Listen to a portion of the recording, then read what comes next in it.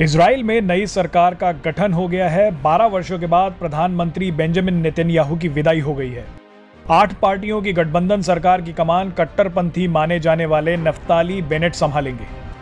नई सरकार बनने के बाद इजराइल की संसद नेसेट में जोरदार हंगामा हुआ, लेकिन सत्ता से विदाई के बाद बेंजामिन नेतन्याहू ने दावा कर दिया कि वो सत्ता में बहुत जल्द वापस आने वाले हैं।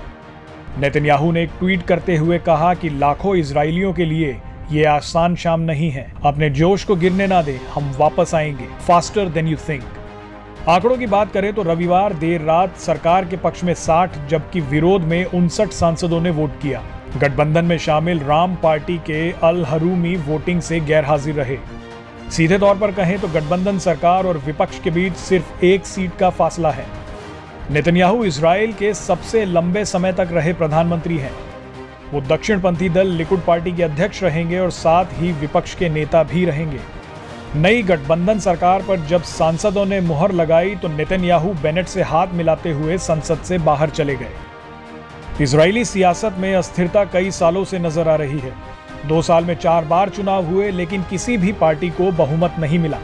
प्रधानमंत्री बनने के बाद 49 वर्षीय बेनेट ने अपने भाषण में कहा कि ये शोक का दिन नहीं है, लोकतंत्र में यह सरकार का एक बदलाव है, बस और कुछ नहीं। नफ्ताली बेनेट की नजर इजराइल के प्रधानमंत्री की कुर्सी पर लंबे समय से थी। नफ्ताली की यामीना पार्टी को पिछले साल हुए आम चुनावों में मुट्ठी भर सीटों पर ही जीत मिली थी। नफ्ताली फिलिस्तीन राज्य की विचारधारा को ही स्वीकार नहीं करते। नफ्ताली बेनेट भले ही प्रधानमंत्री बन गए हों और उन्होंने गठबंधन भी बना लिया हो, लेकिन उनकी सरकार को लेकर लोग ज्यादा आशावान नहीं हैं। 8 पार्टियों के इस गठबंधन के पास बहुमत से सिर्फ एक ही सीट ज्यादा है।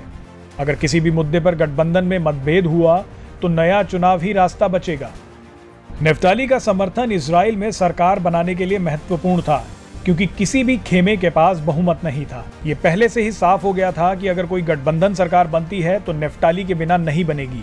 नफ्ताली को बेंजामिन नेतन्याहू और विपक्षी नेता येर लिपिड के साथ प्रधानमंत्री पद साझा करने का प्रस्ताव दिया गया था। आखिरकार दक्षिणपंथी नफ्ताली ने मध्यमार्गी येर लिपिड के साथ जाने का फैसला किया, जबकि दोनों में विचारधारा के स्तर पर काफी दूरियां हैं। 49 साल के नफ्ताली को एक समय तक नेतन्याहू का वफादार माना जाता था। नेतन्याहू से अलग होने से पहले तक नफ्ताली 2006 से 2008 तक इजराइल के चीफ ऑफ स्टाफ रहे थे। नेतन्याहू का इजराइल पर दबदबा एक दशक से ज्यादा रहा है। नई सरकार मेजॉरिटी के लिहाज से बिल्कुल बाउंड्री लाइन पर खड़ी है। अगर किसी वजह से ये सरकार गिर जाती है तो 2 रास्ते होंगे।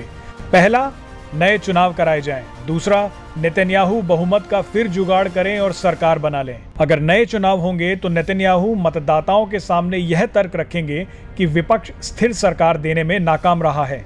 दोनों ही हालात में उन्हें फायदा होगा। वैसे आपको बता दें कि गठबंधन में बारी बारी से 2 प्रधानमंत्री होंगे। यामीना पार्टी के बेनेट सितंबर 2023 तक प्रधानमंत्री रहेंगे। इसके बाद वो ये पद येर लिपिड को सौंप देंगे। ये पावर एक्सचेंज गठबंधन की शर्तों में शामिल है। Presenting B News app available on Google Play and App Store. Download it now.